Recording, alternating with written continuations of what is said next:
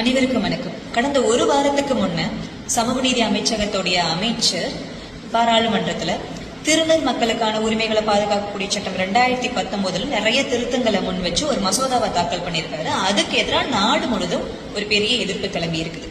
திருநர் மக்களுடைய உரிமையை பாதுகாக்கிறதுக்காக 2019 இருந்து கிட்டத்தட்ட 5-6 வருஷங்களுக்கு மேல நம்ம நாட்டுல நடைமுறையில இருக்கிற இந்த சட்டத்தால திருநர் சமூக மக்கள், குறிப்பா விளிம்பு நிலையில வாழக்கூடிய திருநர் சமூக மக்கள் எந்த அளவுக்கு பயனை அனுபவிச்சிருக்காங்க அப்படின்னு கேட்டோம்னா ஒரு பெரிய கேள்விக்குறித்தாங்க.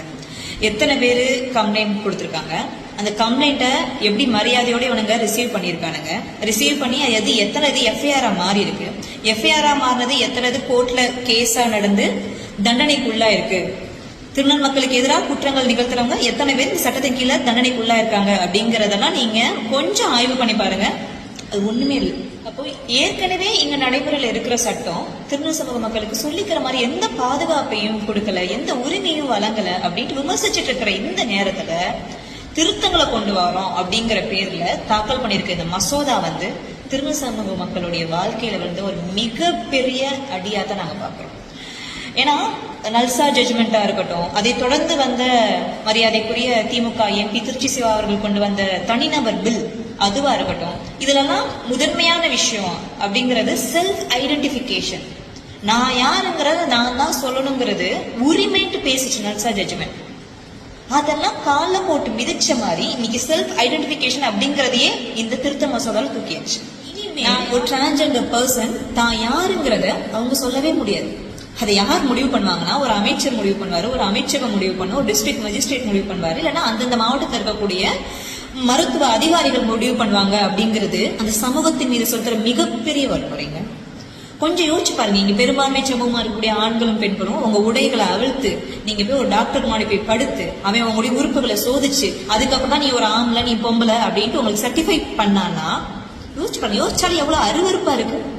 இதை ஒரு சமூகத்தின் மீது நம்ம செலுத்துறோமே சட்டங்கிற பேர்ல, திருத்தங்கிற பேர்ல, இத திருநர் சமூக மக்கள் மட்டும் எதிர்க்கக்கூடாது, ஒட்டுமொத்த சமூகமும் ஒவ்வொரு மனுஷனும் எதிர்க்கணும். செல்ஃப் ஐடென்டிபிகேஷன்ங்கிறத மொத்தமா தூக்குனதுங்கிறது மிகப்பெரிய வன்முறை. 2019 சட்டத்துல ஒரு பிரிவை பார்த்து நான் ஒரு கடந்த 10 ஆண்டுகளா வழக்கறிஞரா நீதிமன்றங்கள்ல பிராக்டிஸ் பண்ணிட்டு இருக்கிறேன். எனக்கு ரொம்ப வினோதமா இருந்துச்சு அந்த பிரிவு.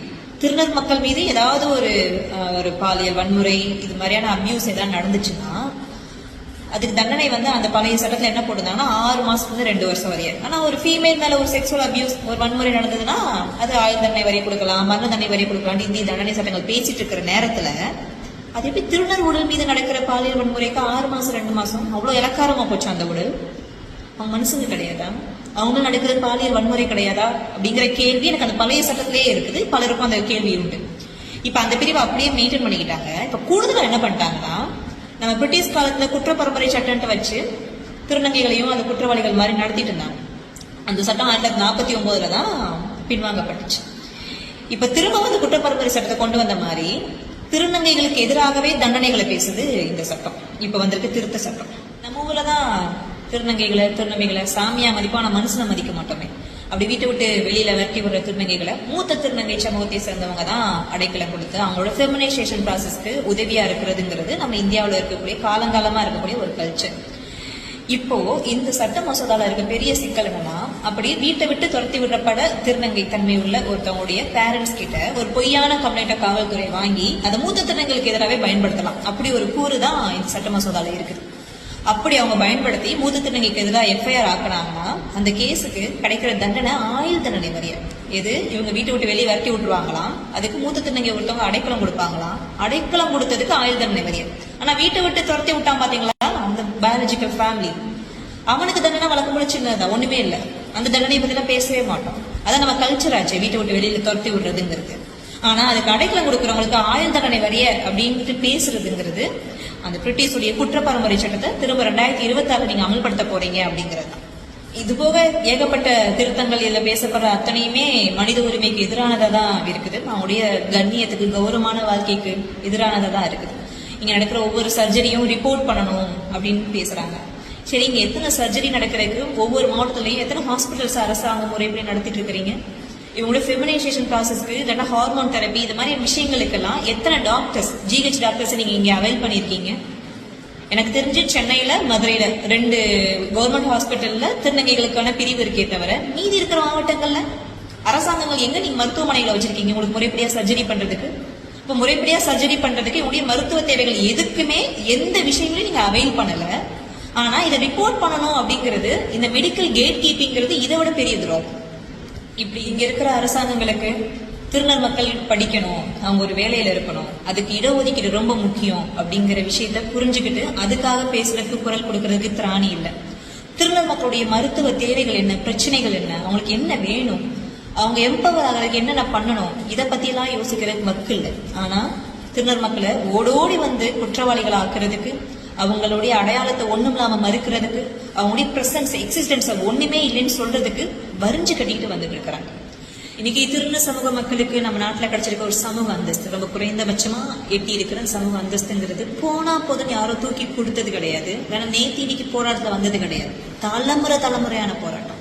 சொந்த வீட்டை விட்டு ஊரை விட்டு ஏதோ மொழி தெரியாத வட இந்தியால போய் பொழைப்பு நடத்தி வாழ்வா சாவான்னு தெரியாம தினம் செத்து பழச்சு வந்து நின்று அதுக்கப்புறமும் ரோட்ல வந்து தான் உரிமைக்காக போராடி ரேஷன் கார்டு வேணும், ஓட்டர் ஐடி வேணும், வீட்டு மனை பட்டா வேணும்ட்டு தினம் போராடிட்டு இருக்க சமூகம். அந்த போராட்டத்துல கிடைச்சதான் இந்த சமூக அந்தஸ்து. இத்தனை வருஷ போராட்டத்தை காலில் போட்டு நசுக்கிற விதமா, அந்த போராட்டங்களையும் தியாகங்களையும் கொச்சப்படுத்துற விதமா இந்த சட்ட மசோதாவை பிஜேபி அரசாங்கம் கொண்டு வந்திருக்கு. சோ இது ஏதோ திருநர் சமூக மக்களுடைய பிரச்சனை, ஏதோ ஒரு கொயர் கம்யூனிட்டியோட பிரச்சனை, அவங்க பேசிக்கிட்டு இருக்காங்க, அவங்க எழுதிட்டு இருக்காங்க, அவங்க கத்திட்டு இருக்கிறாங்க அப்படிங்கிற மாதிரி பொது சமூகம் கண்டுக்காம போகக்கூடாது. அப்படி கண்டுக்காம போனீங்கன்னா பிஜேபி பண்ண துரோகத்துக்கும் நீங்க பண்ண போற துரோகத்துக்கும் பெரிய வித்தியாசம் இல்லை.